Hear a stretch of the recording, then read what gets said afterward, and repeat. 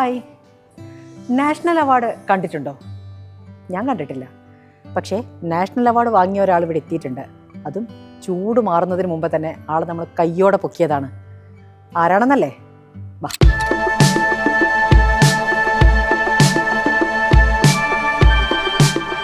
നമ്മൾ ആരെ കാണാൻ വന്നതാണ് എന്നൊരു കൗതുകമില്ലേ? ആൾ ആരാണെന്നുള്ളതിനൊരു സസ്പെൻസ് ഉണ്ട്. ചില്ലറക്കാരിയൊന്നുമല്ല, ദേശീയ അവാർഡ്, അതും 2ാം തവണ ദേശീയ അവാർഡ് വാങ്ങി വന്നിരിക്കുന്ന ഒരു സൂപ്പർ താരമാണ് നമ്മുടെ സ്വന്തം ഉർവശി ചേച്ചി.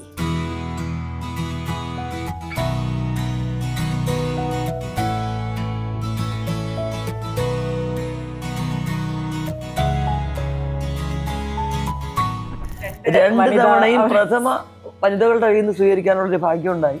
ലോകത്ത് സമത്വം നടപ്പിലാക്കിയത് സിനിമാ കൊട്ടകളിലാണ്. സൗത്ത് ഇന്ത്യയിലെ ഒരുവിധം എല്ലാ ലാംഗ്വേജിലും ഒരേ സ്വാതന്ത്ര്യത്തോടെ വർക്ക് ചെയ്യുന്ന ആളാണ്. തമിഴും മലയാളവും എൻ്റെ 2 കണ്ണുകൾ പോലെയാണ്.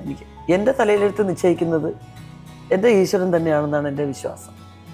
അപ്പോൾ അങ്ങനെയുള്ളത് കൊണ്ട് ആര് വിചാരിച്ചാലും അങ്ങനെ കഴിവുള്ള ആൾക്കാരെ എല്ലാ കാലത്തും അങ്ങനെ പിടിച്ചു നിർത്താനൊന്നും പറ്റില്ല.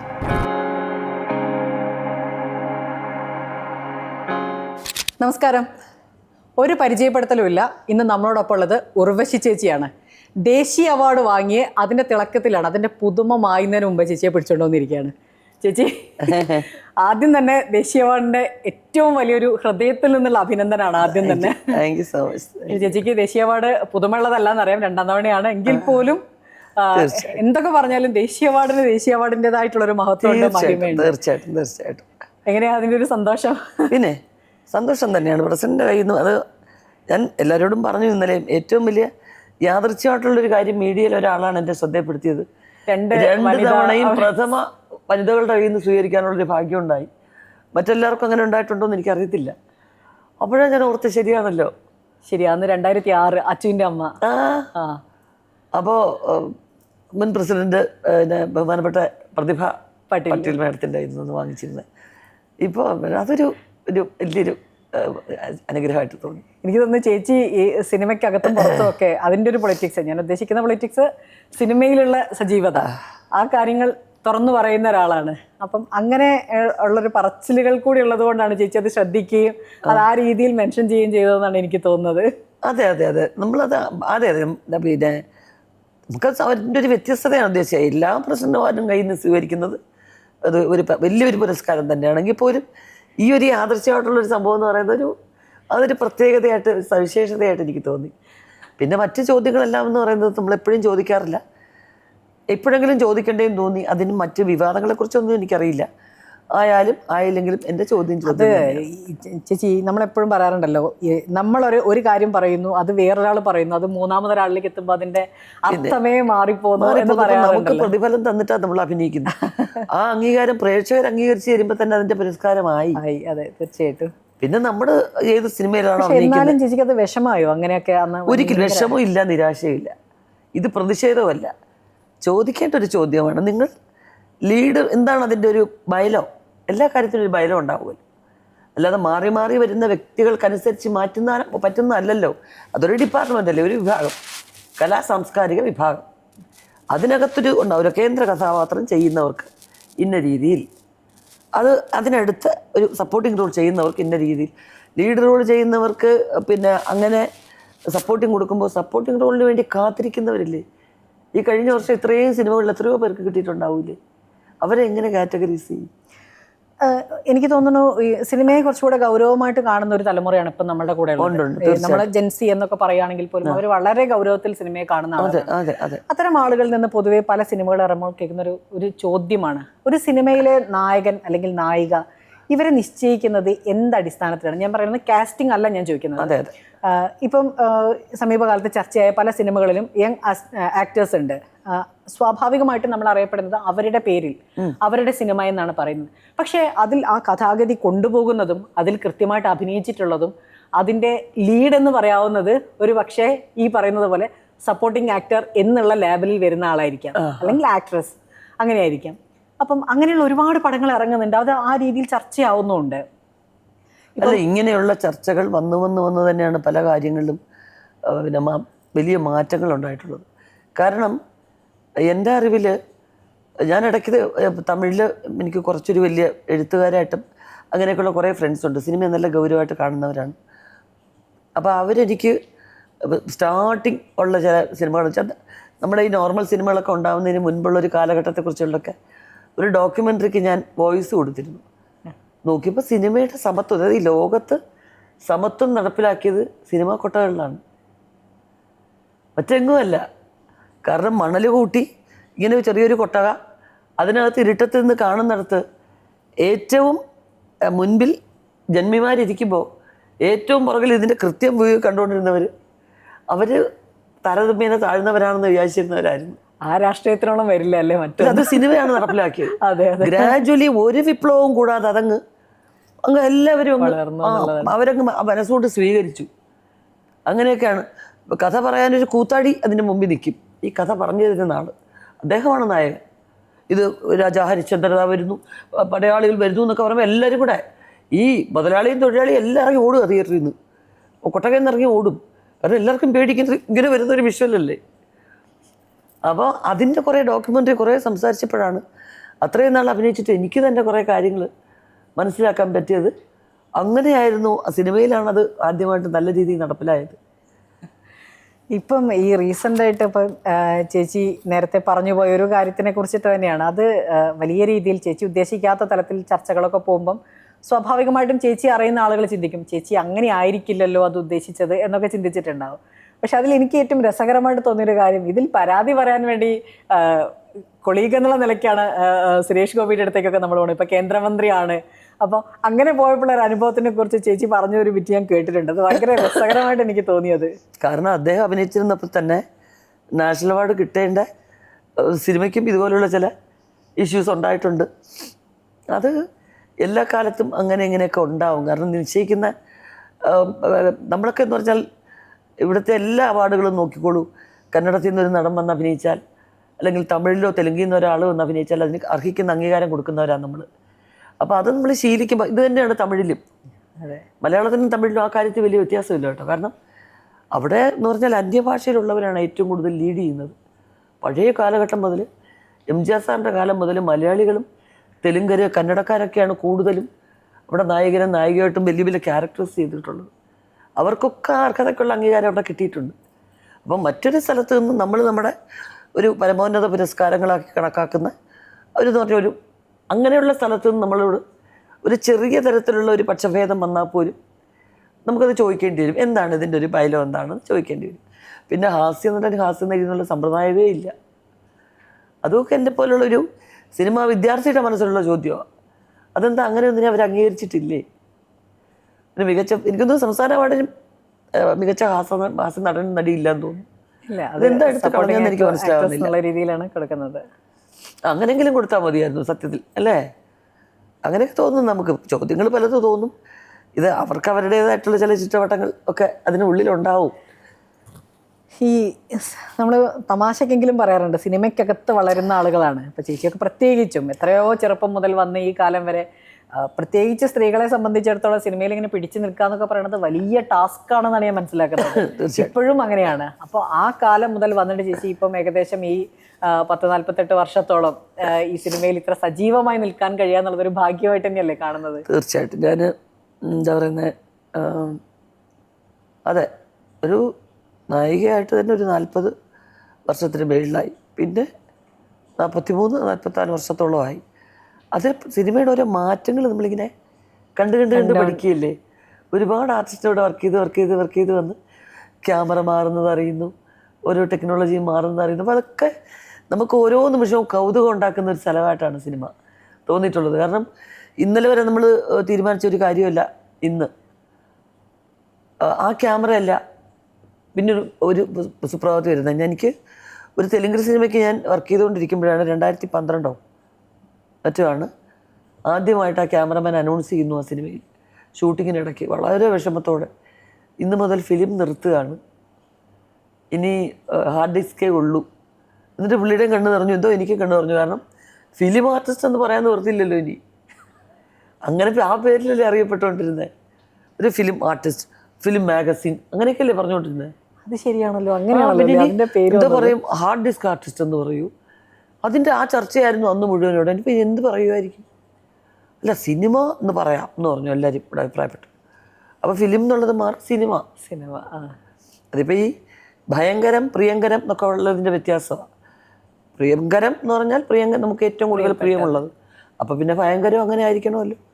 നമ്മളിപ്പോൾ ഉപയോഗിച്ചുകൊണ്ടിരിക്കുന്നത് ഭയങ്കര സുന്ദരി, ഭയങ്കര രസമുള്ള. അപ്പം അങ്ങനെ പ്രയോഗം ഉപയോഗിച്ച് മാറിയതുപോലെ അടിച്ച് പൊളിക്കുക എന്ന് പറഞ്ഞു കഴിഞ്ഞാൽ തകർത്ത് തരിപ്പണമാക്കുക എന്നർത്ഥം. ഇത് ആദ്യമായിട്ട് ഈ വാക്കൊന്നും പയ്യോ, ഇതൊരു നെഗറ്റീവായി വാക്ക്. തകർത്തു, അറുമ്പാദിച്ചു, എന്തൊക്കെ വാക്കുകളാണ് വന്നേ മാറി. അതൊക്കെ നമ്മൾ അറിയല്ലേ, സിനിമയ്ക്ക് ഓരോന്നും ഇങ്ങനെ മാറ്റങ്ങളൊക്കെ അറിയല്ലേ. ഈ ഗ്രാജുവലായിട്ടുള്ള മാറ്റത്തിനൊപ്പം സിനിമാ മേഖലയിൽ വേറെയും ഒരുപാട് മാറ്റങ്ങൾ വരുന്നുണ്ട്. അതൊക്കെ കൃത്യമായിട്ട് നിരീക്ഷിക്കുന്ന ഒരാളും കൂടിയാണ് ചേച്ചി എന്നാണ് ഞാൻ മനസ്സിലാക്കുന്നത്. ഇപ്പം സംഘടനാ തലപ്പത്ത് പോലും വലിയ മാറ്റങ്ങൾ മലയാളത്തിൽ താരസംഘടനയുടെ ഭാഗത്തൊക്കെ വന്നിട്ടുണ്ട്. സത്യം പറഞ്ഞു കഴിഞ്ഞാൽ ഉർവശി ചേച്ചിയെ പോലെ ഒരാള് ആ സംഘടന ഇപ്പം അർഹിക്കുന്ന ആളുകളൊക്കെ തന്നെയാണ് വന്നത്. നമ്മൾ ആരും വിമർശിക്കുകയല്ല, അനുകൂലിക്കുകയല്ല, പക്ഷേ ഒരു നിരീക്ഷണമാണ്, ഒരു സാധാ പ്രേക്ഷക എന്നുള്ള നിലയ്ക്ക് കേട്ടാൽ മതി. ചേച്ചിയൊക്കെ അതിൻ്റെ തലപ്പത്തേക്ക് വരും. കാരണം ഈ ജനറേഷൻ ഗ്യാപ്പ് ഇല്ലാതെ ആളുകളെ ഇപ്പോഴത്തെ ഏറ്റവും പുതിയ കുട്ടികളുടെ കൂടെ അഭിനയിക്കുന്നുണ്ട്. ഇവരുടെയൊക്കെ ഇപ്പം ദുൽഖറിൻ്റെ കൂടെ അഭിനയിക്കുന്ന ചേച്ചി ദുൽഖറിൻ്റെ അച്ഛൻ്റെ നായികയായിട്ട് വന്നിട്ടുണ്ട്. അപ്പം അങ്ങനെയൊക്കെ പറയുന്ന സമയത്ത് അത്രയും ഈ 3 തലമുറയാണെങ്കിലും 3 തലമുറയ്ക്കൊപ്പം നിന്ന ആളാണ്. അപ്പം അങ്ങനെ ഒരാൾ വരുമ്പോൾ കുറച്ചും കൂടെ നന്നാവില്ലേ? അത്തരത്തിൽ ചർച്ചകളൊക്കെ ഉണ്ടായിരുന്നല്ലോ ആദ്യഘട്ടത്തിൽ. ഉണ്ടായിരുന്നു. ചർച്ച ഇല്ല എന്നല്ല പറയുന്നത്. അതിനകത്ത് തന്നെയുള്ള മിക്കവാറും പേര്, പ്രത്യേകിച്ച് സീനിയർ ആർട്ടിസ്റ്റുകളെല്ലാം, പിന്നെ ശ്രീലത ചേച്ചി, ടി.ആർ. ഓമന ആൻറ്റി, അങ്ങനെയുള്ള കുറേ പേര് പറഞ്ഞു മോളെ നിനക്ക് നിന്നൂടെ. പക്ഷെ അവർക്ക് എന്നെ അറിയാം, എനിക്ക് പിന്നെ ഈ സംഘടനയായിട്ട് ബന്ധപ്പെട്ട കാര്യങ്ങളൊക്കെ നിന്ന് അതിനൊരു അറ്റൻഷൻ കൊടുത്ത് അങ്ങനെ നിൽക്കാൻ പറ്റുന്ന ഒരു മനസ്സെന്ന് പറയുന്നത് അതൊരു വലിയ കാര്യമാണ്. പക്ഷേ ഏതൊക്കെ അതിന് സാധിക്കും. എന്നെ സംബന്ധിച്ചിടത്തോളം ഞാൻ എൻ്റെ പണി കഴിഞ്ഞാൽ അപ്പം എനിക്ക് എൻ്റെ വീട്ടിൽ പോകണം. അതുകൊണ്ടല്ലേ ഡയറക്ഷൻ എനിക്ക് പറ്റാത്തത്. പിന്നെ എല്ലാവരെയും ഒന്നിച്ച് യോജിച്ച് കൊണ്ടുപോകാൻ പറ്റുമോ എന്നുള്ളൊരു നമ്മളൊരു പ്രത്യേക അവസ്ഥയിലാണല്ലോ അതിൻ്റെ തലപ്പത്തിരിക്കുന്ന എല്ലാവരും രാജിവെച്ച് പോയത്. അപ്പോൾ ആ അവസ്ഥയിൽ നിന്ന് നമ്മൾ അതിൻ്റെ പ്രധാനപ്പെട്ട കാര്യം അതിൻ്റെ ഫണ്ടാണ്. പല നല്ല കാര്യങ്ങളും അത് ചെയ്യുന്നുണ്ട്. അത് നിലനിർത്തിക്കൊണ്ടു പോകാനുള്ള ഇപ്പോഴുള്ള ഫണ്ട് അതവിടെ ഉണ്ടാവണം. നല്ല രീതിയിൽ തന്നെ നല്ല അതിൻ്റെ അർഹതയുള്ളവരുടെ കൈകളിലെത്തണം. പിന്നെ ഇനിയും കൂടുതൽ ഫണ്ടും കാര്യങ്ങളും വേണ്ടി വരുമ്പോൾ നമുക്കതിൻ്റെ ഒരു ക്യാപ്റ്റൻ ആവാൻ പറ്റുമോ എന്നുള്ള സംശയങ്ങളൊക്കെയാണ്. തീർച്ചയായും നോക്കാം, വരട്ടെ. അല്ല, ഇതിപ്പം ഈ തലപ്പത്തേക്ക് വരിക എന്നുള്ളത് മാത്രമല്ല, അതിലൊരു ആക്റ്റീവ് മെമ്പർ ആയിരിക്കുക എന്നുള്ളതും ഒരു വലിയ കാര്യം തന്നെയാണ്. കാരണം ഇപ്പൊ വലിയ ചർച്ചകൾ നടക്കുന്ന ഒരു മേഖലയാണ് സിനിമാ മേഖല. നമുക്കൊക്കെ അറിയാം അത് ഏത് ബേസിലാണ് വരുന്നത് എന്നൊക്കെ നമുക്കറിയാം. പക്ഷെ അത് അങ്ങനെ നിലനിൽക്കുമ്പോൾ പോലും നമുക്ക് കൃത്യമായ അഭിപ്രായങ്ങളും നിലപാടുകളുമുള്ള ആളുകൾ ബോധപൂർവ്വം അതിൽ നിന്ന് മാറി നിൽക്കുമ്പോൾ ഉണ്ടാവുന്ന ഒരു ബുദ്ധിമുട്ടില്ലേ? നമ്മളെ ജോലി തിരക്കൊണ്ടായിരിക്കാം. ആണ്, സത്യമാണ്. അപർണ പറഞ്ഞതിനോട് യോജിക്കുന്നത്. എന്താ അറിയാവോ, വിട്ടു നിൽക്കുക എന്നുള്ളതല്ല എൻ്റെ അർത്ഥം. ഞാൻ റെഗുലറായിട്ട് അവിടെ കഴിഞ്ഞ കുറേ നാളുകളായിട്ട് എൻ്റെ കുടുംബവും കാര്യങ്ങളും ഒക്കെ ആയിട്ട് എനിക്ക് റെഗുലറായിട്ട് അറ്റൻഡ് ചെയ്യാൻ പറ്റിയിട്ടില്ല, ഒന്നാമത്തെ കാര്യം. പിന്നെ ഇവിടെ സർക്കാരിൻ്റെ ഭാഗത്തു നിന്നും കോൺക്ലേവ് നടത്തി വളരെ ഹെൽത്തി ആയിട്ടുള്ള ഒരുപാട് കാര്യങ്ങൾ ചർച്ച ചെയ്തു. പക്ഷേ ആർട്ടിസ്റ്റിൻ്റെ കാര്യത്തിൽ ചില തീരുമാനങ്ങൾ എടുക്കുമ്പോൾ അവരുടെ ക്ഷേമപ്രവർത്തനങ്ങൾക്ക് വേണ്ടിയുള്ളതൊക്കെ ചെയ്യാം. പക്ഷെ കൃത്യമായ പ്രതിഫലം നിശ്ചയിക്കാനോ അങ്ങനെയുള്ള സംഗതികൾ സിനിമ ബുദ്ധിമുട്ടാണ് ആർട്ടിസ്റ്റിന്. കാരണം ഇത് നിർണ്ണയിക്കുന്നത് നിർമ്മാതാക്കളും കൂടെ ചേർന്നാണ്. ഇത്രയും എക്സ്പീരിയൻസ് ഉള്ളവർക്ക് ഈ പേയ്മെൻ്റ് ആണെന്ന് ഫിക്സ് ചെയ്യാൻ പറ്റൂ. അവർക്ക് മാർക്കറ്റ് ഉണ്ടെങ്കിൽ മാത്രമേ അവരെ വിളിക്കൂ, അല്ലേ? അവരെ ഇപ്പം ഇതിൻ്റെ ബിസിനസ്സിൻ്റെ പല ഭാഗങ്ങളുണ്ട്. OTT ഉണ്ട്, സാറ്റലൈറ്റ് ഉണ്ട്, പിന്നെന്താ പറയുന്നത്, വിദേശ രാജ്യങ്ങളിൽ ഇത് വിൽപ്പന എന്ന് പറയുന്ന ഒരു ഡിസ്ട്രിബ്യൂഷൻ സൈഡൊക്കെ ഉണ്ട്. ഇങ്ങനെയുള്ള ഭാഗങ്ങളിൽ അവർ ഡിമാൻഡ് ചെയ്യുന്നവരും കൂടി ആയിരിക്കണം എന്ന് വരുമ്പോൾ സ്വാഭാവികമായിട്ട് നിർമ്മാതാക്കൾ അവരുടെ പുറകെ പോകും. അപ്പോൾ ഇത് എന്തിൻ്റെ അടിസ്ഥാനത്തിലാണ് തീരുമാനിക്കുന്നത്? അങ്ങനെയൊക്കെയുള്ള കുറേ കാര്യങ്ങളുണ്ട്. ആർട്ടിസ്റ്റ് കാര്യത്തിൽ മറ്റ് യൂണിയനുകൾക്ക് അങ്ങനെയല്ല. അവർക്ക് ഇത്ര മണി മുതൽ ഇത്ര മണി വരെ അതിന് കൃത്യമായ ഒരു പേയ്മെൻറ്റ്, ആ സമയം കഴിഞ്ഞ് അങ്ങോട്ട് മാറിക്കഴിഞ്ഞാൽ ഇത്ര പേയ്മെൻറ്റ്, അങ്ങനെയൊക്കെ തീരുമാനിക്കാൻ പറ്റും. അത് യൂണിയൻ്റെ അടിസ്ഥാനത്തിലാണ്. ഇതൊരു ട്രസ്റ്റ് അല്ലേ? അപ്പോൾ അങ്ങനെയൊക്കെ. പിന്നെ പൊതുവേ ഇപ്പം അഭിനേതാക്കളുടെ ഇടയിൽ അല്ലെങ്കിൽ അഭിനേതാക്കളുടെ സംഘടനയിൽ മാത്രമല്ല, പൊതുവേ സംഘടനകളിൽ ഇപ്പം കുറേ ആളുകൾ സ്ത്രീപക്ഷവാദം പറഞ്ഞു വരുന്നു, പലതരത്തിലുള്ള തർക്കങ്ങൾ ഉണ്ടാകുന്നു. പരസ്പരം നാളെയും നമ്മൾ കാണേണ്ടവരാണ്, ഒരുമിച്ച് പ്രവർത്തിക്കേണ്ടവരാണ് എന്നുള്ളൊരു ബോധമൊന്നും പലപ്പോഴും ഈ വാക്കുകൾക്കിടയിൽ വരുന്നില്ല എന്നുള്ളൊരു പ്രശ്നം കൂടെ ഉണ്ട്. എനിക്ക് തോന്നുന്നു അത് ഈയിടെയായിട്ട് കൂടി വരുന്നൊരു പ്രവണത. സത്യമാണ്. ഇത് കൂടി വരുന്നത് ആരോഗ്യകരമാണോ എന്നുള്ളത് ഇനി ഉള്ള കാലം. അവരെയൊക്കെ വ്യക്തിപരമായിട്ട് നമ്മൾ കാണുകയും സംസാരിക്കുകയും ചെയ്യുമ്പോൾ പലതിനും സത്യാവസ്ഥ ഉണ്ടെന്ന് മനസ്സിലാവും. പക്ഷെ ചിലതിലെങ്കിലും എന്താ പറയുന്നത്, ഒരു ഇത്രയും വേണ്ടിയിരുന്നു എന്ന് തോന്നുന്ന സംഗതികളുമുണ്ട്. എല്ലാം തെറ്റല്ല, എന്നാൽ എല്ലാം ശരിയുമല്ല. പക്ഷേ ന്യായമായ കാര്യങ്ങൾ അത് ചോദിക്കുക എന്ന് പറയുന്നത് ഏതൊരു പൗരൻ്റെ അവകാശമാണ്. അതിപ്പോൾ ഏത് സംഘടനയിലായാലും ആ കൂട്ടായ്മയ്ക്ക് ഇങ്ങനെ ഇടയ്ക്ക് ഈ അടുത്ത സമയത്തായിട്ട് കുറച്ചൊരു പ്രശ്നങ്ങൾ വരുന്നതായിട്ട് തോന്നിയിട്ടുണ്ട്. അതിൻ്റെ തലപ്പത്തിരിക്കുന്നവർ ഇതിനെക്കുറിച്ച് ദീർഘമായിട്ടും വിശദമായിട്ടും ചർച്ചകൾ നടത്തേണ്ടത് വളരെ അനിവാര്യമായൊരു ഘട്ടം തന്നെയാണ്. അതിൻ്റെ ഒരു മാറ്റമില്ല. ഞാൻ നേരത്തെ പറഞ്ഞൊരു കാര്യമാണ് ഇപ്പോഴത്തെ നമ്മുടെ പുതിയ തലമുറയിലെ കുട്ടികളെ കുറിച്ച്. അതിപ്പം വ്യൂവേഴ്സ് ആയിക്കോട്ടെ, സിനിമാ മേഖലയിലെ എല്ലാ മേഖലയിലും പുതിയ ആളുകൾ ഇഷ്ടം പോലെ ഉണ്ട്. ഇപ്പൊ ചേച്ചിയുടെ പുള്ളൊഴുക്കിൽ പോലും ഇപ്പൊ ക്രിസ്റ്റോ പോലെയുള്ള കുട്ടികളുടെ കാറ്റഗറിയിൽ വരുന്ന ആളുകളാണ് അവരൊക്കെ, അല്ലെ? സിനിമ ഹിസ്റ്ററി നോക്കുകയാണെങ്കിൽ അത്തരം ആളുകൾ ഒക്കെ വരുന്ന. അപ്പം ഞാൻ പറയണത് പൊതുവെ പുറത്തുള്ള ആളുകൾ, ഇപ്പൊ വ്യൂവേഴ്സ് ആണെങ്കിൽ തന്നെ, ഈ ആളുകളുടെ ഇടയിൽ ഒരു കാലത്തും നമ്മൾ മുന്നേ കണ്ട് ശീലിച്ചിട്ടില്ലാത്ത തരത്തിൽ ചില പോസിറ്റീവ് അല്ലാത്ത ചില പ്രവണതകൾ വളർന്നു വരുന്നതായിട്ട് അവരുടെ സംസാരത്തിലും പെരുമാറ്റത്തിലും, പ്രത്യേകിച്ച് ജാതി ചിന്ത ഉൾപ്പെടെയുള്ള കാര്യങ്ങൾ എക്സിബിറ്റ് ചെയ്യുന്നു എന്നുള്ളൊരു പ്രശ്നം അത് ശ്രദ്ധിച്ചിട്ടുണ്ടോ ചേച്ചി? ഞാൻ ഈ സിനിമയിൽ ഇത്രയും കാലം നിന്ന് പരിചയമുള്ള ഒരാളെന്നുള്ള നിലയ്ക്കാണ് ചോദിക്കുന്നത്. ഇല്ല, അത് ഇപ്പം എനിക്ക് പറയാനാണെന്നുണ്ടെങ്കിൽ അപർണ, ഞാൻ എന്താ പറയുന്നത്, സൗത്ത് ഇന്ത്യയിലെ ഒരുവിധം എല്ലാ ലാംഗ്വേജിലും ഒരേ സ്വാതന്ത്ര്യത്തോട് വർക്ക് ചെയ്യുന്ന ആളാണ്. തമിഴും മലയാളവും എൻ്റെ രണ്ട് കണ്ണുകൾ പോലെയാണ് എനിക്ക്. ഇതിലൊന്നും ഒരു വ്യത്യാസവും ഞാൻ കാണുന്നില്ല. അവിടെയൊക്കെ ജാതികൾ ഒരുപാടുണ്ടാവുമായിരിക്കും. അത് അവരുടെ കുടുംബത്തിൻ്റെയോ അവരുടെ അങ്ങനെയുള്ള കാര്യങ്ങളിൽ അവർ നടത്തുമായിരിക്കാം. പക്ഷെ സിനിമയ്ക്കകത്ത് അങ്ങനെയൊന്നും ഇന്ന ജാതിയിലുള്ളവർ അങ്ങനെ ഞാൻ കണ്ടിട്ടില്ല. പിന്നെ ജാതിയുടെ മേൽക്കോയ്മ പറയുന്ന സിനിമകൾ എടുക്കാത്ത സംവിധായകരുണ്ടാകും. അത് ചേച്ചിയോട് തന്നെ ചോദിക്കാനുള്ള കാരണം എന്ന് പറഞ്ഞു കഴിഞ്ഞാൽ, ചേച്ചി ചെയ്തിട്ടുള്ളൊരു പടമാണ് നാരായം എന്ന് പറയുന്നത്. അറബി നമ്പൂരിച്ചി എന്ന് പറഞ്ഞിട്ടുള്ളൊരു കഥാപാത്രം. എനിക്ക് തോന്നുന്നു അത് എത്ര വർഷം മുൻപേ ചെയ്ത കഥാപാത്രമാണ്. ആ കാലത്തുള്ള ഒരു പൊളിറ്റിക്സ് അതിൽ നിന്ന് എക്സ്ട്രീം ഡിഫറെൻ്റ് ആയിട്ടുണ്ട്. നമ്മുടെ സാമൂഹ്യ പശ്ചാത്തലം മാറിയിട്ടുണ്ട്, സാംസ്കാരിക പശ്ചാത്തലം മാറി, എല്ലാം മാറിയിട്ടുണ്ട്. പക്ഷേ ഇന്ന് അതുപോലൊരു ക്യാരക്ടർ ആ ഫ്രീഡത്തിൽ ചേച്ചിക്ക് ചെയ്യാൻ പറ്റുമെന്ന് തോന്നുന്നുണ്ടോ? അതൊരു വലിയ ചോദ്യം തന്നെയാണ് പറഞ്ഞ.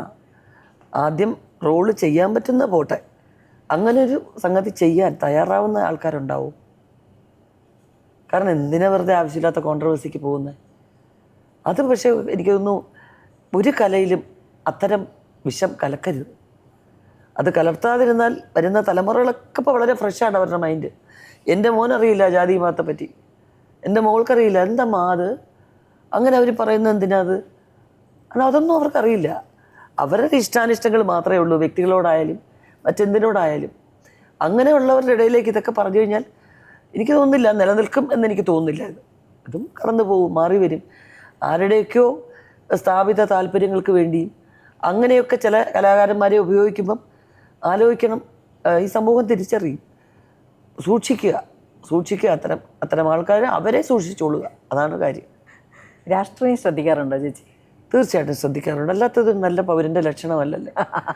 തീർച്ചയായിട്ടും ശ്രദ്ധിക്കും. പക്ഷെ അതെന്റെ വ്യക്തിപരമാണ്. കേരളത്തിൽ തീർച്ചയായിട്ടും അതിനെക്കുറിച്ച് ഞാൻ ചോദിക്കുന്നുമില്ല, അതൊക്കെ വ്യക്തിപരമായ കാര്യങ്ങളാണ്. പക്ഷേ ഈ ഞാൻ ചോദിച്ചത് പൊതുവിലുള്ള കാര്യങ്ങൾ. ഇപ്പം ചേച്ചിയുടെ കൂടെ കുറെ കാലം ഒരുമിച്ച് അഭിനയിച്ച രണ്ടുപേരും ഇപ്പോൾ ഈ മന്ത്രിസഭയിലെ അംഗങ്ങളും കൂടിയാണ്. രണ്ടുപേരുണ്ട്. കൂടുതൽ കാലം നിങ്ങളെ ഒരു സീസണിൽ ഒരുമിച്ച് തന്നെ ഉണ്ടായിരുന്ന ആളുകളാണ്. എങ്ങനെയാണ് അവരൊക്കെ ആയിട്ടുള്ള സൗഹൃദം ഇപ്പോഴും? ഒരു മാറ്റവും ഇല്ല.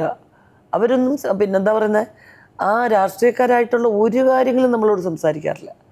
പിന്നെ ഈ പറയുന്ന പോലെ സിനിമയിൽ പലർക്കും അങ്ങനെ എന്തെങ്കിലും ഒരു ആവശ്യങ്ങൾ വരുന്നു എങ്കിൽ അത് തീർച്ചയായിട്ടും അവരുടെ ഭാഗത്തു നിന്ന് പാർട്ടി ഒന്നും നോക്കാതെ സഹായിക്കാൻ മനസ്സുള്ളവരാണ് അവർ. അത് നമ്മളെക്കാൾ സാധാരണക്കാരായിട്ടുള്ള ആർട്ടിസ്റ്റുകളുണ്ട്. അവർക്ക് എന്തെങ്കിലുമൊക്കെ കാര്യങ്ങൾക്ക് അപ്രോച്ച് ചെയ്യേണ്ടി വരുമ്പം അതിപ്പോൾ ഇവിടെയുള്ളവരായാലും എന്താ കേന്ദ്രമന്ത്രി ആയാലും ഒക്കെ നമ്മുടെ ഇടയിൽ നിന്ന് പോകുന്നവരൊക്കെ നമ്മുടെ കൂടെ തന്നെ.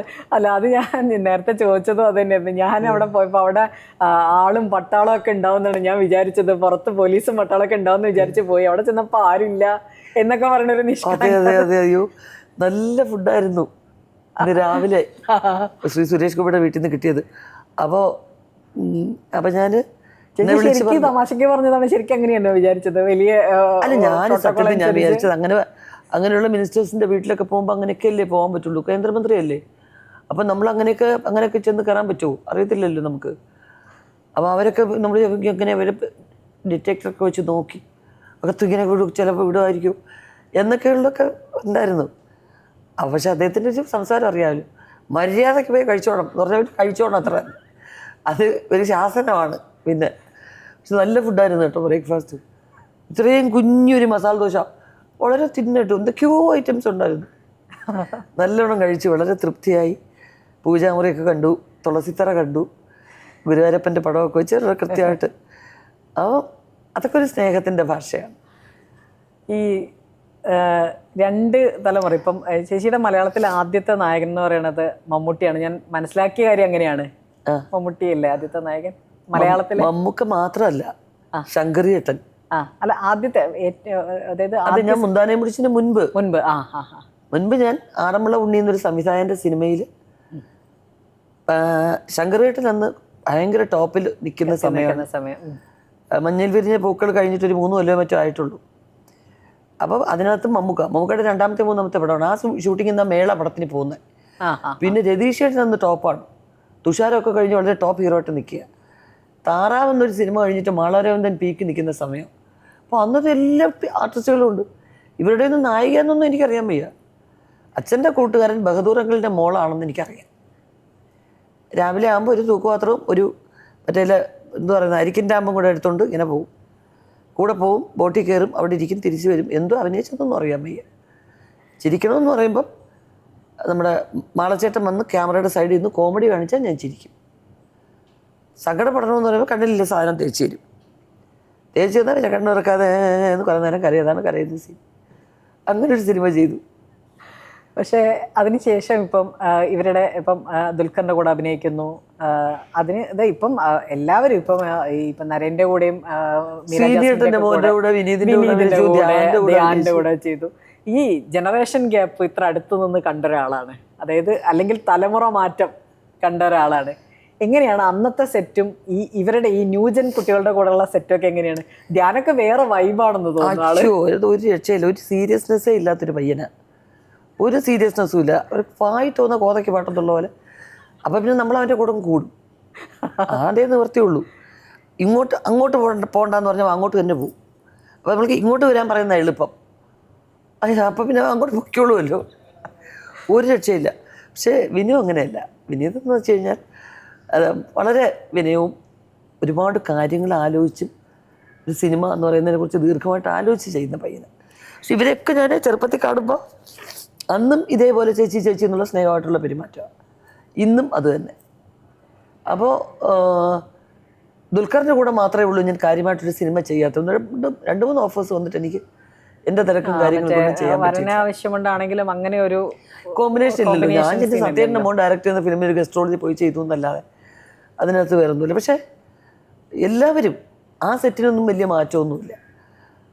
എങ്കിൽ പോലും ഞങ്ങളുടെ ഈ ക്യാരവൻ ഇല്ലാതിരുന്ന സമയത്തുണ്ടായിരുന്ന ഒരു ഒന്നിച്ചിരുന്നുള്ള ആഹാരം കഴിപ്പും അങ്ങനെ ഇങ്ങനെയൊക്കെയുള്ള കാര്യങ്ങളുണ്ട്. അത് തീർച്ചയായിട്ടും മിസ് ചെയ്യുന്നുണ്ട്. ശരിക്കും സിനിമയിൽ മിസ് ചെയ്യുന്നത് കാര്യമായിട്ട് ഈ കൂട്ടായ്മയാണ്. ഇപ്പം നിവൃത്തിയില്ലല്ലോ അപർണ. കാര്യം ഈ ക്യാരവനില്ലെന്നുള്ള എല്ലാവരെയും മൊബൈലും ക്യാമറയും കൊണ്ട് നടക്കുന്നവരല്ലേ.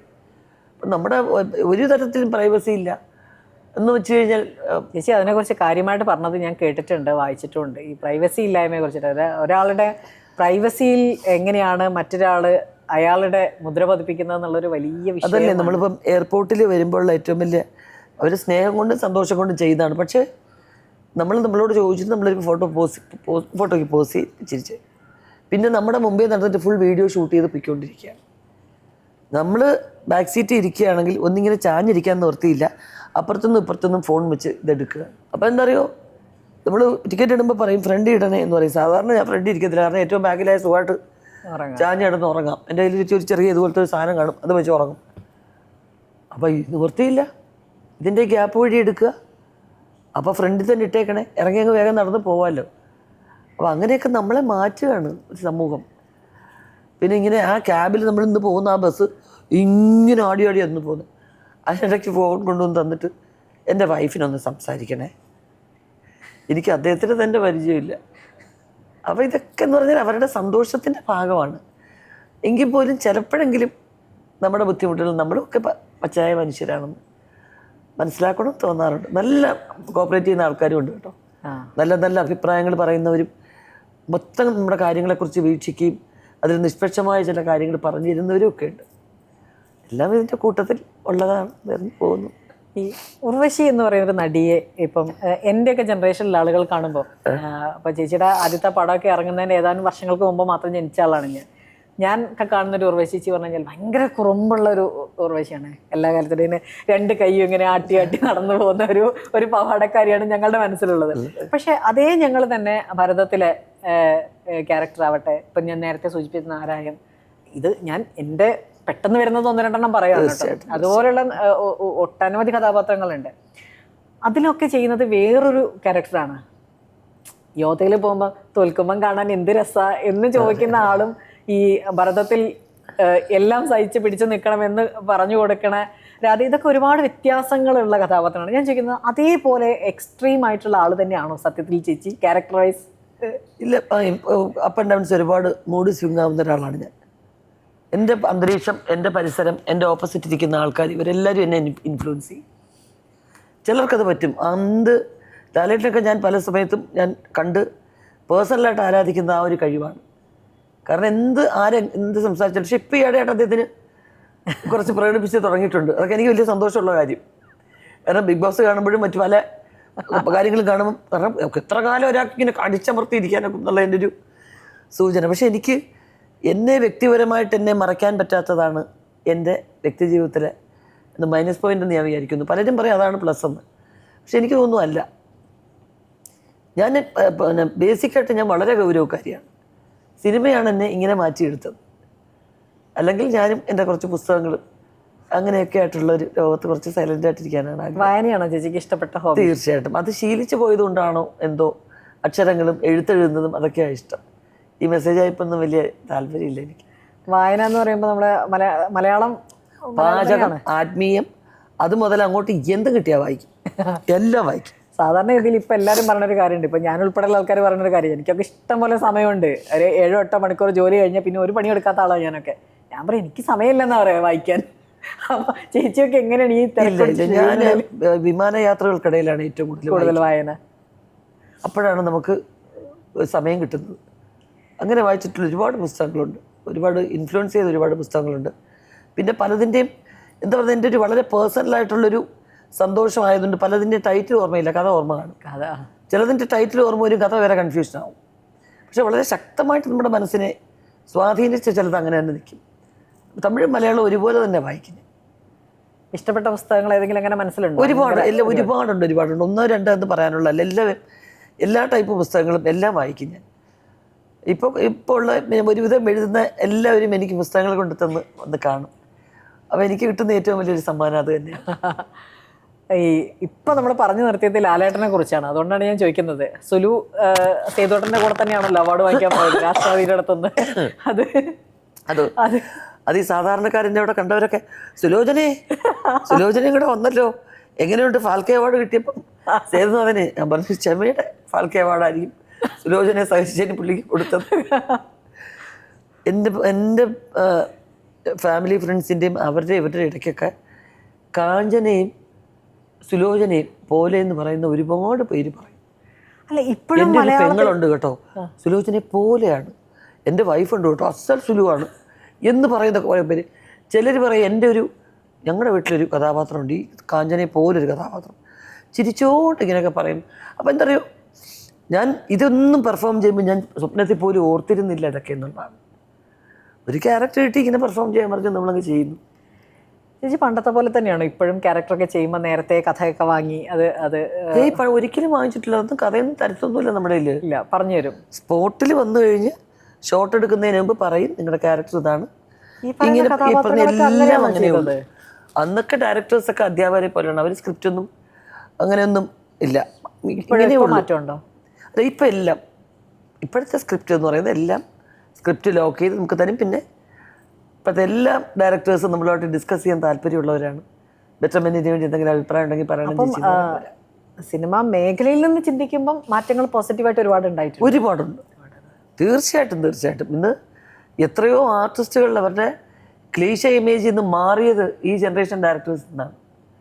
ഡയറക്ടേഴ്സിനെ മാത്രം എന്തല്ല, അന്നത്തെ ഡയറക്ടേഴ്സിനും കഴിവില്ലാത്തവരായതുകൊണ്ടല്ല, പക്ഷെ അന്ന് സിനിമയ്ക്കകത്ത് പ്രേക്ഷകർ ചില ഇമേജ് ചിലർക്ക് കൽപ്പിച്ചു കൊടുക്കും. അങ്ങനത്തെ ഇമേജ് വീഴാത്ത ഒരാളാണ് ഞാൻ. അതൊരു വലിയ ഭാഗ്യം. കാരണം ദുഃഖപുത്രിയെങ്കിൽ ദുഃഖപുത്രി. അതാ ഞാൻ ചോദിച്ചത്. ജലജ ചേച്ചി എന്ന് പറഞ്ഞാൽ ദുഃഖപുത്രിയായിട്ട് അഭിനയിക്കാവൂ, ഇവരാണെങ്കിൽ ഇങ്ങനെ അഭിനയിക്കാവൂ, അവരാണെങ്കിൽ. പക്ഷെ എന്നെ മാത്രം അങ്ങനെ ഒന്നും പറഞ്ഞില്ല. അതെന്താണ് ഒരു എന്നെ വെച്ച് അങ്ങനെ ഡിഫറെൻ്റ് ആയിട്ട് ഓരോരുത്തർ കഥ എഴുതി ട്രൈ ചെയ്തുകൊണ്ടായിരിക്കും. അതല്ല, ഇപ്പോഴത്തെ ആളുകൾ ഇപ്പം ഇപ്പം നമുക്കിങ്ങനെ ട്രോൾ പേജുകളൊക്കെ ഉണ്ടല്ലോ, അതേപോലെ കുറെ സാധനങ്ങൾ ഇങ്ങനെ വരാറില്ല, ചേച്ചിയൊക്കെ കാണാറുണ്ടായിരിക്കും, മറ്റേ റീൽസ് ആയിട്ടൊക്കെ വരുന്ന. അതിലൊക്കെ ഇപ്പോഴും പലപ്പോഴും ഈ പറഞ്ഞ ഈ സുലോചനയുടെയും കാഞ്ചനയുടെയും ഒക്കെ കുറെ സാധനങ്ങൾക്കൊപ്പം തന്നെ മറ്റേ അതും വരാറുണ്ട്. ഇന്നും ഇപ്പൊ ഞാൻ ഓഫീസിൽ നിന്ന് സംസാരിച്ചപ്പോൾ ഒരാളുടെ അടുത്ത് അത് വന്നു ചോദിച്ചു, പണ്ടങ്ങാണ്ട് ഞാൻ ടൈപ്പ് റൈറ്റിംഗ് ഇൻസ്റ്റിറ്റ്യൂട്ട്, വീട് ടൈപ്പ് റൈറ്റിംഗ് ഇൻസ്റ്റിറ്റ്യൂട്ട്, വഴിയിലെങ്ങാണ്ട് നിൽക്കാറുണ്ടായിരുന്നു പോലും മുത്തച്ഛൻ. അതൊക്കെ ഇങ്ങനെ പോയി സത്യേട്ടൻ്റെ ടീമിൽ വർക്ക് ചെയ്യാൻ വേണ്ടി പോയി ചെയ്യുന്നത്. പക്ഷെ അതൊന്നും ചെയ്യുമ്പം ഇതിങ്ങനെ ഒന്നും ആവുമെന്ന് വിചാരിച്ചിട്ടല്ല. ഞാൻ ഒന്നാമത്തെ സോഷ്യൽ മീഡിയ ഞാനില്ല, റെഗുലറായിട്ട് കാണാറുമില്ല. ഇപ്പം എൻ്റെ മോൻ പഠിപ്പിച്ചു തന്നു, യൂട്യൂബ് എടുക്കാൻ പഠിപ്പിച്ചു തന്നിട്ടുണ്ട്. അമ്മ ഇങ്ങനെയാണമ്മ എടുക്കുന്നതെന്നൊക്കെ. എങ്കിലും അതിനോടങ്ങ് 24 hours താല്പര്യം, ഇത് ഉടനെ എടുത്ത് കാണണം അങ്ങനെയൊന്നുമില്ല. മോൾ അയച്ചു തരും, അമ്മ ഇന്ന് കണ്ടു വെക്കമ്മ എന്ന് പറഞ്ഞ് അയച്ചു തരും. നമുക്ക് ഇന്നത്തേക്ക് അപ്ഡേറ്റ് ചെയ്ത എല്ലാ കാര്യങ്ങളിലും ഒക്കെ അറിയാം. ഈ യൂട്യൂബും സോഷ്യൽ മീഡിയ ഒക്കെ ഇപ്പം ഇതിൻ്റെ ഒരു വേറൊരു പതിപ്പായി മാറിയിട്ടുണ്ട്. അപ്പം അതിൽ നിന്നൊക്കെ അങ്ങനെ മാറിയിരിക്കാൻ പറ്റുമോ? ഞാൻ അങ്ങനെയല്ല ഉദ്ദേശിച്ചത്. അതൊക്കെ നല്ലതും അല്ലാത്തതും വരുന്നുണ്ട്, പലരും അയച്ചു തരും ഒക്കെ ചെയ്യുന്നുണ്ട്. പക്ഷെ ഞാൻ ഇതിങ്ങനെ റെഗുലറായിട്ട് കാണാൻ അതിനകത്ത് എനിക്ക് വലിയ പിടിയുമില്ല. എനിക്ക് അതിനൊരു അങ്ങനെ ഒരു ഇത് ഇപ്പോഴാണ് മനസ്സിലായത് എങ്ങനെയാണ് പുസ്തകം വായിക്കാൻ സമയം കിട്ടുന്നത്. സമയമാണ് ഞങ്ങൾക്ക് കിട്ടാതിരിക്കുന്നതും ആ സമയമാണ്. സത്യം കേട്ടോ. നിങ്ങൾക്കൊക്കെ അത് പിന്നെ നോക്കണം. നിങ്ങൾ ചാനലിലൊക്കെ വർക്ക് ചെയ്യുന്ന വാർത്തകളൊക്കെ കാണാറുണ്ട്. ഞാൻ വാർത്തകളൊക്കെ ഞാൻ പത്രം വഴി വായിക്കും. ചിലപ്പോൾ ഈ പ്രത്യേക വാർത്തകളൊക്കെ വന്നു കഴിഞ്ഞാൽ എൻ്റെ ഹസ്ബൻഡ് കാണിക്കുന്ന ഇപ്പോൾ ഒരു വാർത്ത വന്നിരിക്കുന്നത് സത്യമാണോ എന്തെന്ന് അറിയില്ല എന്നൊക്കെ പറഞ്ഞിട്ട് അങ്ങനെ ഒക്കെ പറയാറുണ്ട്. ഈ അവാർഡിൻ്റെ കാര്യങ്ങൾ, അവാർഡ് വന്ന സമയത്താണ് ചേച്ചിയെ കുറിച്ചിട്ട് ഏറ്റവും കൂടുതൽ ചേച്ചിക്കായാലും ചേച്ചിയെ സ്നേഹിക്കുന്ന ആളുകൾക്കായാലും കുറച്ച് വേദന ഉണ്ടാക്കുന്ന കുറേ കാര്യങ്ങളൊക്കെ ആ സമയത്താണ് വന്നിട്ടുള്ളത്. അപ്പോൾ സ്വാഭാവികമായിട്ട് ഇത് മറ്റുള്ളവർ പറഞ്ഞറിയുന്ന സമയത്തൊക്കെ ചേച്ചി ചിന്തിച്ചിട്ടുണ്ടോ, അയ്യോ ഞാൻ ഇങ്ങനെയൊന്നും അല്ലല്ലോ പറഞ്ഞത് എന്ന് ചിന്തിക്കേണ്ട ഒരു അവസ്ഥ വന്നിട്ടുണ്ടോ? ഇല്ല, മാനിപ്പുലേറ്റ് ചെയ്ത് നമ്മൾ പറയുന്നതിനെ മറ്റൊരു തരത്തിലാക്കാൻ നമ്മൾ ഇമോഷണലായിട്ട് പറയുമ്പോൾ ചില വാക്കുകൾ അങ്ങനെ ഇങ്ങനെയൊക്കെ വരും. അപ്പോൾ ഇതൊരു ജൂറിയല്ലേ, സർക്കാർ സിനിമയെക്കുറിച്ച് നല്ല ഗ്രാഹ്യമുണ്ട് എന്ന് വിശ്വസിച്ചേൽപ്പിക്കുന്ന ഒരു അവാർഡ് നിർണയ സമിതിയാണ്.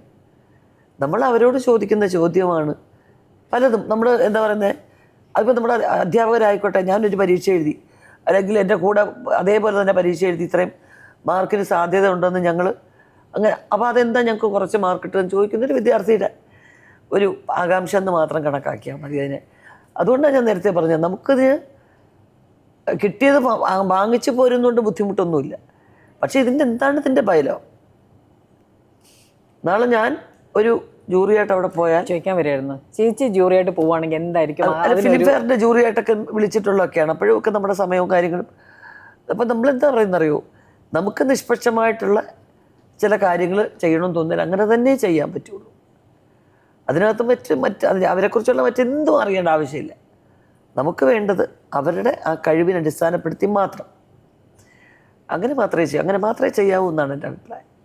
ചേച്ചി എങ്ങനെയാണ് ഈ ജനറേഷനിലെ കുട്ടികളെ സിനിമയൊക്കെ കാണുന്നത്? ഇപ്പം പുതിയ ജനറേഷനിൽ വളരെ പ്രോമിസിംഗ് ആയിട്ടുള്ള ഒരുപാട് താരങ്ങൾ എന്ന് തന്നെ പറയണം. ഇപ്പോൾ ഒരു സിനിമയിൽ അഭിനയിച്ച താരങ്ങളാണ് അങ്ങനെ വരുന്ന ആളുകൾ, പുതിയ പരീക്ഷണങ്ങൾ സിനിമയിൽ വരുന്നു. അതിനൊക്കെ ചേച്ചി എങ്ങനെ കാണുന്നത്? നല്ല നല്ല നല്ല രീതിയിലാണ് വരുന്നത്, വളരെ നല്ല രീതിയിൽ. വെച്ചാൽ പുതിയ എന്താ പറയുക, ഇപ്പോൾ മിന്നൽ മുരളി വന്നപ്പോൾ അങ്ങനെ ഒരു സിനിമ മലയാളത്തിൽ ചിന്തിക്കാൻ പറ്റാത്ത സിനിമയായിരുന്നു. നമ്മുടെ ഭാഷയിൽ ഇപ്പോൾ ഇന്ത്യൻ സിനിമയെ തന്നെ നമുക്ക് അപൂർവമായിരുന്നു. മലയാളത്തിൽ ഒരു OTT സിനിമ, അത്രയും പ്രേക്ഷകർ കണ്ടൊരു സിനിമ, അത്രയും കുട്ടികളെ, എൻ്റെ മോനൊക്കെ എത്ര വട്ടം കണ്ടിട്ടുണ്ടെന്ന് അറിയത്തില്ല, ഞാനും പലവട്ടം കണ്ടു. അപ്പോൾ അങ്ങനെയുള്ള സിനിമയുടെ പരീക്ഷണങ്ങൾ ഇപ്പം ലോക, ഇപ്പം എൻ്റെ കൊച്ചിലെ ഞാൻ കണ്ട പടമാണ് കള്ളിയങ്കാട്ടി നീലി. നമ്മൾ ഭയങ്കര പേടിയായ ഒരു സിനിമയാണ്. അതിലൊരു സീൻ എനിക്ക് ഓർമ്മയുണ്ട്. അടൂർവാസി അമ്മാവൻ അദ്ദേഹം ഇങ്ങനെ ഒരു നാലുകെട്ടിനകത്തോട്ട് കയറാൻ പോകുന്നു. അദ്ദേഹത്തിൻ്റെ കൈകളിൽ ഈ വേദങ്ങളൊക്കെ ഇരിപ്പുണ്ട്. അപ്പോൾ അതുവരെ സുന്ദരിയായിട്ട് നടന്നു വന്നിരുന്നത് അകത്തോട്ട് കയറാൻ നേരത്ത് പുറകിൽ യക്ഷിയുടെ രൂപത്തിൽ നിൽക്കുന്നൊരു സംഭവം. പുള്ളിക്ക് അകത്തോട്ട് കയറാൻ നിവർത്തിയില്ല. എങ്ങനെ? കാരണം ഇതുള്ളതുകൊണ്ട് പിടിച്ചോണ്ട് പോകാനും നിവർത്തിയില്ല. അങ്ങനത്തെ ഒരു സംഗതി. പിന്നെ വേറൊരു അദ്ദേഹത്തിൻ്റെ ഗുരുവിൻ്റെ തോളിൽ തൊട്ടുകൊണ്ട് അത് ആരാണെന്ന് നോക്കൂ എന്ന് പറയുമ്പം യക്ഷിയുടെ രൂപത്തിൽ ഇങ്ങനെ വല്ലാതെ കാണിക്കും. അതൊക്കെ എൻ്റെ കൊച്ചിലത്തെ പേടിപ്പിക്കുന്ന ഓർമ്മകളാണ്. പക്ഷെ അത് ആ കോൺസെപ്റ്റ് ഇന്ന് കൊണ്ടുവന്ന് ഇന്നത്തെ തലമുറയിലെ രീതിയിലാക്കി. എൻ്റെ മോളെന്ന് പറയുമായിരുന്നു 3 വട്ടം കണ്ടു. ഇനിയിപ്പോൾ നാളെ ബാംഗ്ലൂർ പോയിട്ട് അവിടുത്തെ ഫ്രണ്ട്സുമായിട്ട്, എന്ന് വെച്ചാൽ മലയാളി അല്ലാത്ത ഫ്രണ്ട്സുമായിട്ട് ഈ കഥയൊക്കെ പറഞ്ഞു കൊടുത്ത് എനിക്ക് കൊണ്ടുപോകണം. കാരണം അത്രയും അതൊക്കെ നല്ലൊരു എക്സ്പീരിയൻസാണ് ശരിക്കും. കുറേ മാറ്റങ്ങൾ, ഒരുപാട് മാറ്റങ്ങൾ വന്നിട്ടുണ്ട്.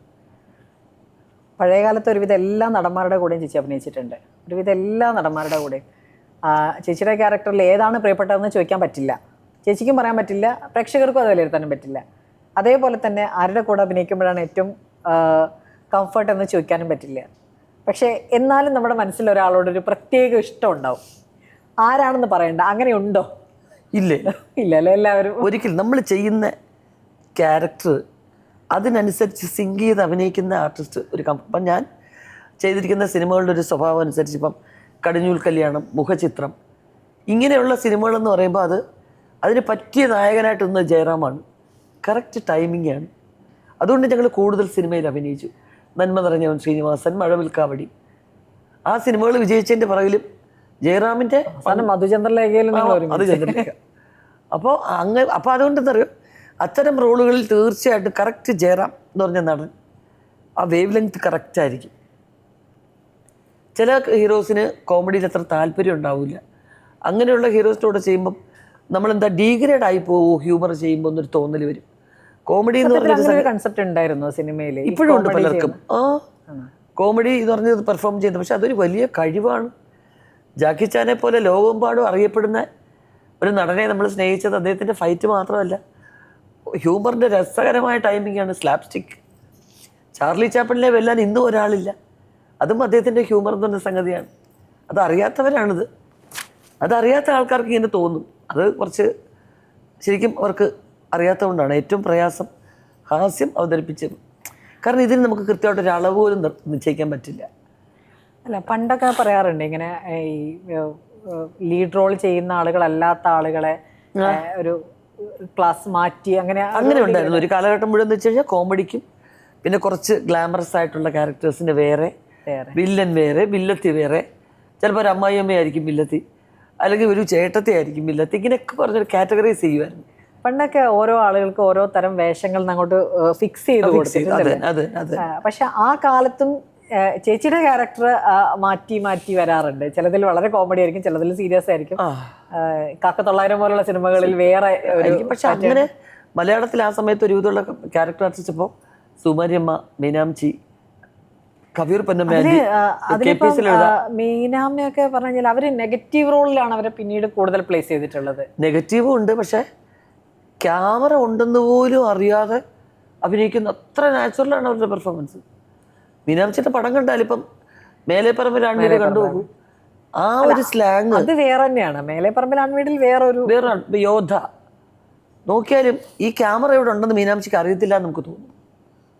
ശ്രീധരത്തിൽ ഭയങ്കര വില്ലത്തിയാണ്. ആൾക്കാർ മുഴുവൻ ചീത്ത പറയും, എന്നെ ഇട്ടിങ്ങനെ പെടാപ്പാട് പടുത്തുന്ന ഒരു അമ്മായിയമ്മ, അതുപോലെ സുകുമാരിയമ്മ. രണ്ട് എക്സ്ട്രീം അല്ലേ മോഡേൺ ക്യാരക്ടേഴ്സ് എന്ന് പറഞ്ഞാലും ചെയ്യും, ഒരു എന്താ പറയുക സാധാരണ ഒരു അമ്മയും ചെയ്യും, ഇങ്ങേറ്റം സങ്കടപ്പെടുന്ന റോളും ചെയ്യും. പിന്നെ എത്ര സിനിമകൾ അങ്ങനെയുള്ള നല്ല ആർട്ടിസ്റ്റുകളായിരുന്നു. എനിക്ക് തോന്നുന്നു അവരുടെയൊക്കെ ഇടയിൽ നിന്നാണ് ഞാനൊന്ന് ശരിയായി വന്നതെന്ന് തോന്നുന്നു. ആ ഫ്ലെക്സിബിലിറ്റി ആണോ കിട്ടിയിട്ടുള്ളത്? തീർച്ചയായിട്ടും അങ്ങനെ ആവണം. കാരണം ഞാൻ ചുറ്റിനും കണ്ടുകൊണ്ടിരിക്കുന്ന ഇതല്ലേ, ഇങ്ങനെയൊക്കെ വെറൈറ്റിയും വ്യത്യസ്തതയുമാണ് അഭിനയിക്കേണ്ടതെന്നല്ലേ. അതൊക്കെ എന്നെ ഒരുപാട് സ്വാധീനിച്ചിട്ടുണ്ട്. അങ്ങനെ ക്യാച്ച് ചെയ്യുന്ന ആളുകൾ ഇപ്പോഴത്തെ കുട്ടികളുടെ കൂട്ടത്തിലുണ്ടോ? തീർച്ചയായിട്ടും ഞാൻ ഇപ്പോഴത്തെ കുട്ടികളുടെ പക്ഷെ എനിക്ക് പൊതുവേ തോന്നിയിട്ടുള്ളത് ഒരുപാട് ഹോംവർക്കും എനിക്ക് പറ്റാത്തതാണ്, അവർക്ക് പറ്റുന്നുണ്ട്. ഒരുപാട് നമ്മൾ ഹോംവർക്ക് കുറേ ഇങ്ങനെ ചെയ്ത് കഴിയുമ്പോൾ അതിന് ഒരു നാച്ചുറലായിട്ട് ചെയ്യാൻ പറ്റുന്ന അതുപോലെ ആവുമോ എന്നൊരു ചിലപ്പോൾ എൻ്റെ അറിവില്ലാഴികയായിരിക്കാം. നമുക്കൊരു ഡയറക്ടർ പറഞ്ഞു തന്നിട്ട് നമ്മൾ ഇൻസ്റ്റൻ്റായിട്ട് നമ്മുടെ മനസ്സിൽ നിന്ന് വരുന്ന എത്ര ചന്തം ഉണ്ടാവുമോ. എനിക്ക് അതിശയപ്പെട്ട ആർട്ടിസ്റ്റുകളൊക്കെ അഭിനയിക്കുമ്പോൾ നല്ലോണം അഭിനയിക്കുന്നുണ്ട്. അവർ വളരെ പ്ലാൻ ചെയ്ത് ഓഡിഷനൊക്കെ പോയിട്ടൊക്കെ ചെയ്യുന്നുണ്ട്.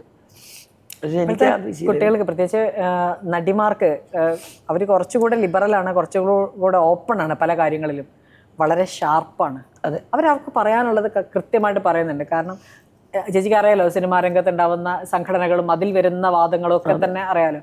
അപ്പം അത്തരം കാര്യങ്ങൾ തുറന്നു പറയാൻ അവർ അവസരങ്ങളെ കുറിച്ച് പേടിക്കുന്നില്ല. അവർക്ക് നാളെ നഷ്ടമാവുന്ന വലിയൊരു ഫ്യൂച്ചർ ഉണ്ട്, അതിനെക്കുറിച്ച് അവർ ചിന്തിക്കുന്നില്ല. തീരെ അപ്രസക്തമായി പോയ നല്ല നടിമാരുള്ള നാടാണ് നമ്മുടേത്. അപ്പം അത്തരം ആളുകളൊക്കെ ശ്രദ്ധിക്കാറുണ്ട്, വളരെ പേഴ്സണലായിട്ട് കുട്ടികളൊക്കെ ചേച്ചിയൊക്കെ വിളിക്കുകയോ സംസാരിക്കുകയൊക്കെ ചെയ്യാറുണ്ടോ? ആളുകൾ തീർച്ചയായിട്ടും ചെയ്യാറുണ്ട്. പക്ഷെ ഞാനെന്തറിയോ, ഞാനൊരു ശുഭാപ്തി വിശ്വാസവും എന്നെക്കാൾ മുകളിലൊരു ശക്തി ഉണ്ടെന്ന് വിശ്വസിക്കുന്ന ഒരാളാണ്. എൻ്റെ തലയിലെടുത്ത് നിശ്ചയിക്കുന്നത് എൻ്റെ ഈശ്വരൻ തന്നെയാണെന്നാണ് എൻ്റെ വിശ്വാസം. അപ്പോൾ അങ്ങനെയുള്ളത് കൊണ്ട് ആര് വിചാരിച്ചാലും അങ്ങനെ കഴിവുള്ള ആൾക്കാരെ എല്ലാ കാലത്തും അങ്ങനെ പിടിച്ചു നിർത്താനൊന്നും പറ്റില്ല. പിന്നീട് അവരുടെ അഭിപ്രായങ്ങളൊക്കെ ശരിയാണെന്ന് തന്നെ വരുള്ളൂ.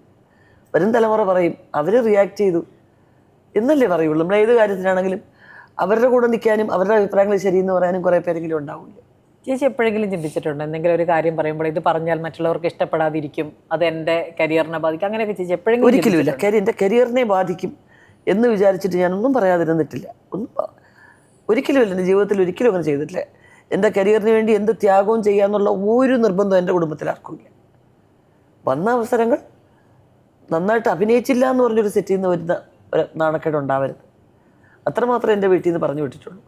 അതിനപ്പുറം നമുക്ക് വ്യക്തിപരമായിട്ട് എന്ത് പ്രശ്നം ഉണ്ടെങ്കിലും ആ സ്പോട്ടിൽ നിന്ന് അപ്പം വാക്കൗട്ട് ചെയ്യാം. ഇതല്ല തമ്പുരാൻ, ഇതല്ലെങ്കിൽ മറ്റൊരു വഴി നമുക്ക് കൽപ്പിച്ചു തരും. അതുകൊണ്ട് എന്ത് ത്യാഗവും ചെയ്ത് ഇതൊക്കെ എങ്ങ് സഹിക്കണം അങ്ങനെയൊന്നുമില്ല ഒരു കാലത്തും. ഇത്തരം തുറന്നു പറച്ചിലുകൾ ഒരു വലിയ വേദി, ഇപ്പം കോൺക്ലേവ് ഒക്കെ കഴിഞ്ഞിരിക്കുന്ന ഒരു സമയമാണ്, വലിയ വേദിയിലേക്ക് എത്തുകയാണ്. കാരണം സിനിമ എന്ന് പറയുന്നത് ഒരു കേരളത്തിൻ്റെ അല്ലെങ്കിൽ രാജ്യത്തിൻ്റെ ഭാവിയിലേക്ക് തന്നെ വരുന്ന തരത്തിലുള്ള ഒരു വലിയ വ്യവസായം എന്നുള്ള രീതിയിലേക്ക് മാറിയ കാലഘട്ടം കൂടിയാണ്. അതുകൊണ്ടാണ് ഇതിന് ഇത്രയും മീഡിയ അറ്റൻഷൻ പോലും കിട്ടുന്നത്. ചേച്ചി നേരത്തെ പറഞ്ഞല്ലോ, പ്രൈവസിയുടെ ഘടകമായാൽ പോലും താരങ്ങൾക്ക് കിട്ടുന്ന പ്രൈവസി നഷ്ടപ്പെടുന്നത് എന്തുകൊണ്ടെന്ന് വെച്ചാൽ അവർ ഈ വലിയ വ്യവസായത്തിൻ്റെ ഭാഗമായതുകൊണ്ടാണ്. അപ്പം ആ രീതിയിലേക്ക് ഒരു പുതിയ ചുവടുവെപ്പും കൂടെ നടക്കാൻ പോകുന്നൊരു ഘട്ടം കൂടിയാണത്, മനസ്സിലാക്കിയിട്ടുണ്ടാവും.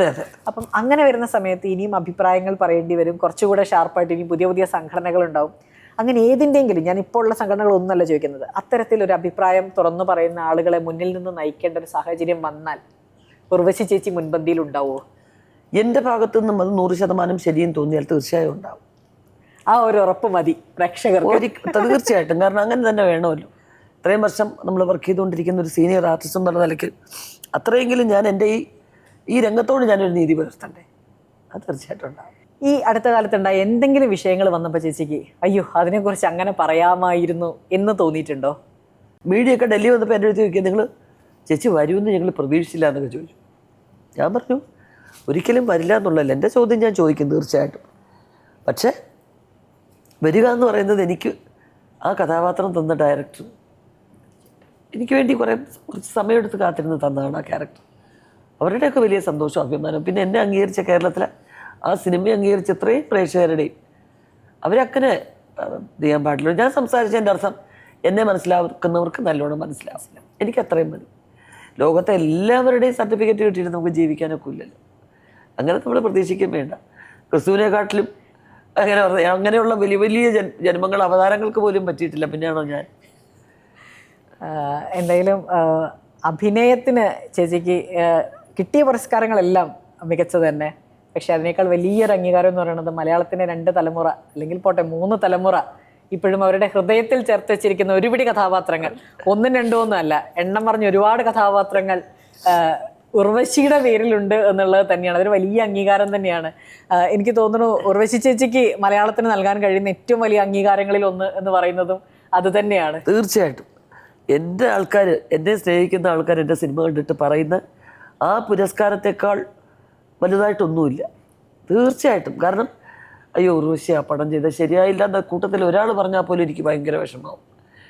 അപ്പോൾ അവരുടെ ആ ഒരു എന്താ പറയുന്ന ഒരു പോസിറ്റീവ് വൈബ്രേഷനാണ് എന്നെന്ന് മാത്രമല്ല എല്ലാ ആർട്ടിസ്റ്റിനെയും നിലനിർത്തുന്നത്. അപ്പോൾ ഇന്നിപ്പോൾ ഫ്ലൈറ്റ് എൻ്റെ കൂടെ വന്ന ഒരാൾ പറഞ്ഞു, ചേച്ചി നേരത്തെ ഞാൻ ഒരു 15 വർഷത്തിന് മുമ്പ് കൊണ്ട് അതുപോലെ ഇരിക്കുന്നു കേട്ടോ. ഞാൻ പറഞ്ഞു നിങ്ങൾ എന്നെ സ്നേഹിക്കുന്നുള്ള വിശ്വാസത്തിലാണ്. ഞാൻ വളരെ ഗ്ലാമറസ് ആണെന്ന് വിചാരിച്ചിട്ട് പൊയ്ക്കൊണ്ടിരിക്കുകയാണ്. എന്നിലെ മാറ്റങ്ങൾ ഞാൻ അറിയുന്നില്ല അല്ലേ. ഇടയ്ക്ക് ഒരു 5 വർഷം ഗ്യാപ്പ് എടുത്തപ്പോൾ ചേച്ചി എങ്ങനെയാണ് സമയം കളഞ്ഞത്? അയ്യോ എനിക്ക് ഭയങ്കര ഇഷ്ടമാണ്. എൻ്റെ വീടാണ് എനിക്ക് ഏറ്റവും ഇഷ്ടപ്പെട്ട ലൊക്കേഷൻ. അവിടെ എത്ര ദിവസം ഇരുന്നാലും എനിക്കൊരു മടിയുമില്ല. എനിക്ക് ദൈവം അനുവദിച്ച് തന്നതാണ് ഈ ഗ്യാപ്പില്ലാത്ത യാത്ര. അപ്പോൾ അത് ഞാൻ എൻ്റെ ഉത്തരവാദിത്വമാണെന്ന് കരുതി ചെയ്തുകൊണ്ട് പോവുകയാണ്. അതുകൊണ്ടുള്ള ഗുണം എനിക്ക് മാത്രമല്ല, ഇതിൻ്റെ ജോലിയായിട്ട് ഞാൻ സ്വീകരിച്ചപ്പോൾ എന്നെ ചുറ്റിരിക്കുന്ന ഒരുപാട് പേർക്കും അത് ജീവിതമായി.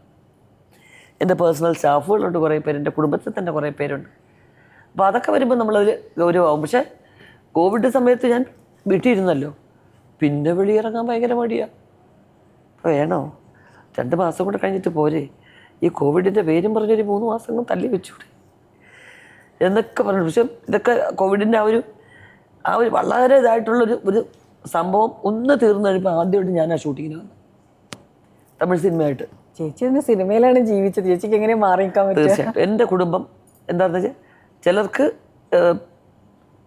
സിനിമ കുടുംബത്തിൽ നിന്നുള്ള ഒരുപാട് പേരുണ്ട്. പക്ഷേ എനിക്ക് സിനിമയ്ക്കകത്ത്